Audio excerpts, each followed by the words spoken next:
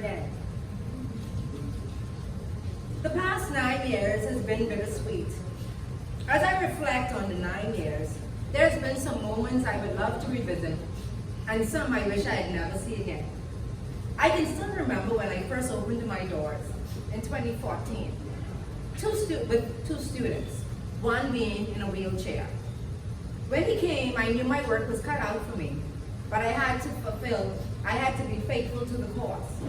I remember those days when I had to lift him when he wanted to go to the bathroom.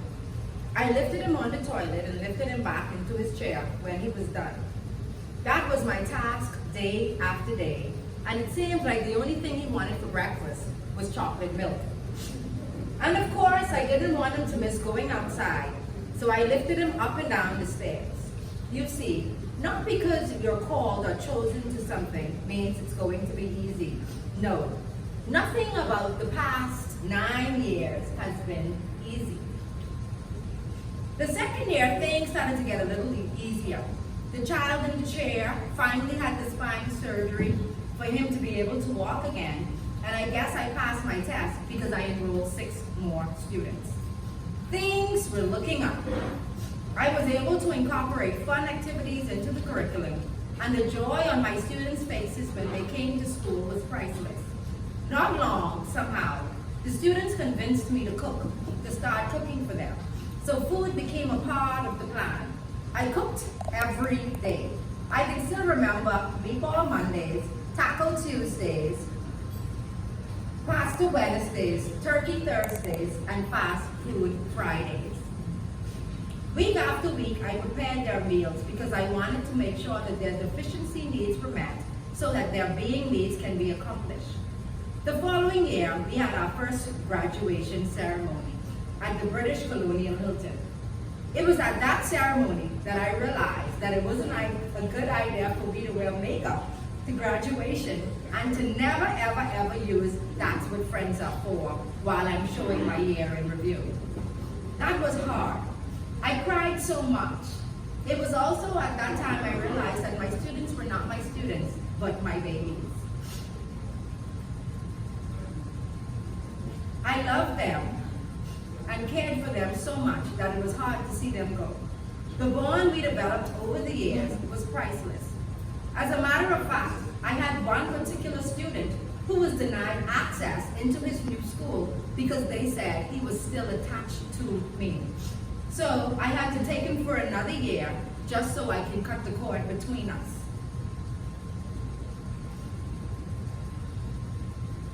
This teaching thing is hard, and it's not for the weak at heart. Then, the following year, I vowed I would not get so attached, but the lie detector test determined that was a lie.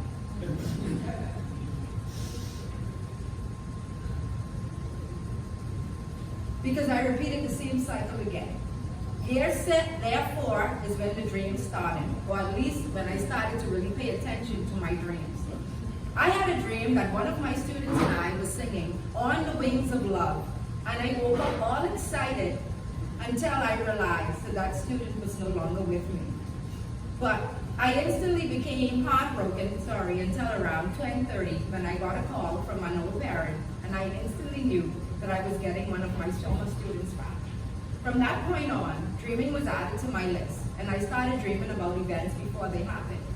I don't mean to brag, but I will always have a dream before something happens.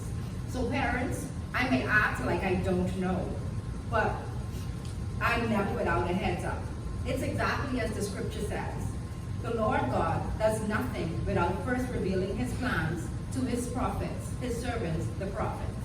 At first it was scary. Excuse me, I just trying to compose myself. At first it was scary, but over time I got used to it. However, the dreams that revealed I would lose one of my students were the hardest, unless I didn't mind. Eventually I learned how to fight, and I realized that the dreams weren't just dreams, but warnings. They told me that some things I needed to fight for, and that student, sometimes I needed to fight for that student and cancel the plans of the enemy or brace myself because I was about to face a problem. I did what I had to and left the outcome to Jesus.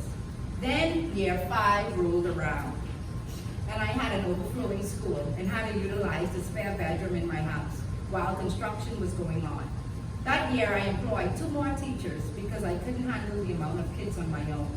That was also the year I completed my doctorate, and my little sister, who was my first teacher's aide, died. That was hard. I had to learn how to be ambidextrous, work with one hand while I wiped the tears with the other because I had a job to do. And I can still remember sitting at my desk, washed away in tears, and my students trying their best to comfort me. I had to keep pushing, so I gave myself a time frame to mourn, which may sound like utter balderdash, because yes, I was hurting, and hurting was normal. However, in my case, I couldn't give the enemy any foothold into my life. Nothing that may allow him to fool me into opening the door to depression or anything else that I may not be able to function and be the steward God has called me to be. I was called, chosen, appointed, and anointed for this profession.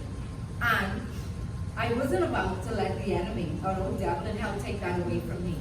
I managed to get through that year, and then guess what? COVID happened. Everything stopped. Life as we knew it was at a halt and schools were closed. But thank God for Jesus. At the beginning of that year, I remembered saying a New Year morning prayer every morning for the month of January. Lord, give me business ideas that are industry specific. The Lord was faithful to my asking and gave me strategies for my students and I to be able to weather the storm. By July, we were open again. For summer school, and by September, we were masked up and ready to go. It's so funny, because when the Ministry of Health came around to do inspections for schools that wanted to do face-to-face, they complimented me on how much renovations I had done in such a short space of time, because the desks had separators. I chuckled because little did they know that we were always COVID-proof. That was the setup from the beginning. My students were always well-trained, washing their hands constantly, and sanitizers were a part of their school supplies. The only difference was them having to wear a mask. Thank God we got over that hump and school was back to normal. We continue with our outings and our farewell ceremonies were back on. However, this would be the last school year before my 7-year sabbatical. You see, in year 4, the Lord dropped into my spirit that every 7 years, every 7 years I am to let the ground rest, according to Leviticus 25, verse 7. And I was more than willing to accept that deal. I placed myself on a budget and I worked hard in my 6th year to ensure that my 7th year would be easy without worrying about how I would survive. I knew nothing of my 7th year except for the fact that my school would not be open. When persons ask, so what are you going to do in your 7th year? I always responded, I don't know. I'll know when I get there. Well, can I tell you what was in store? The first was marriage. I was free and single like a bird for 13 years. And in the space of 6 months, I was married. It was unbelievable. I was in the starting to enjoy my days off, except Tuesdays and Thursdays when my bosom buddies, as I like to call them, I'll explain that part later, came over. When I started to experience excruciating pain that would not go away. Every morning, noon and night, from February to August, I was in so much pain that I couldn't eat, drink, sleep, or sit, or stand for a long time.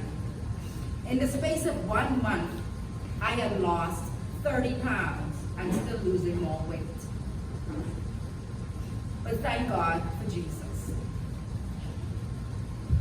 I was confused, tired, and angry all at the same time because for 7 years I worked every day, not missing one day, and I was not sick. Now I'm married, on my sabbatical, and can't even enjoy it because I'm in excruciating pain.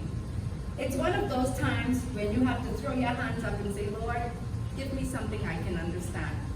But God. I thank God for the saints that prayed me through. my mommy who troubled the throne every day and night, and my family and friends who gave the Lord no rest, crying out on my behalf both day and night. Finally, in August, 3 weeks before school was set to open, I had emergency surgery to remove 2 cysts and 12 fibroids that was causing my body parts to be displaced in my body. I spent 7 days in the hospital learning how to walk again. Eventually, I was able to go home and my husband nursed me back to good health.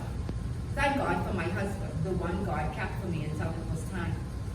I was finally given the all clear to return to work again after 2 months of recuperating, and I started with my faithful two, my bosom buddies. They never left my side, even during those dark days. Holly and Trey. There were days when they came over for school because I had to carry them with me, even while I was on sabbatical. And I would be in so much pain that they would tell me, Miss Burrows, lay down, I can do it. I could see the pain in their eyes as they watched me cry. But they tried their best to remain strong, rubbing my back or holding my hand. I only accepted 6 students that year because I knew my body couldn't handle a full load. But we had fun. I would pack them up in my car and we would go for ice cream, go for lunch, go to Starbucks. We enjoyed our intimate moments when it was just us. That was also the year when Malachi jumped on the bandwagon. But somehow I'm confused because we connected from day one, as if he was always with me. And somehow I had another challenge to face. It seemed like every year, lots fell on me for that student. The one who would keep me on my knees and send me to bed at 3 p.m., not even caring that I would have dinner. But once again, like 2016, when I got my first slap from a student, or 2019, when I got called to everything in the book beside a child of God, I got my 4th rodeo because for some reason, I got double and they sure did a tag team on me. One day I got punched in my stomach on my stitches, and the next one had me taking out my springs as I ran down the road to catch her before she was hit by a car. Yet, through it all, I remained faithful to my calling. I remembered to whom much is given, much is required. And now we are back. And they came back 2 by 2, as if the past 3 years had never happened. I gained my weight again, and I don't look like what I went through, all for the cause. All to be able to help the students God has entrusted into my care. You see, I don't advertise because I was told not to. I just wait until they are sent by Father. But Father does have a sense of humor. I just love to hear the stories. So, how did you hear about us? Oh, Google, a friend of a friend, Facebook, etc. And I always look up and say, Google Jesus? Boy, you really know how to disguise yourself. But God is faithful, and He does what He does.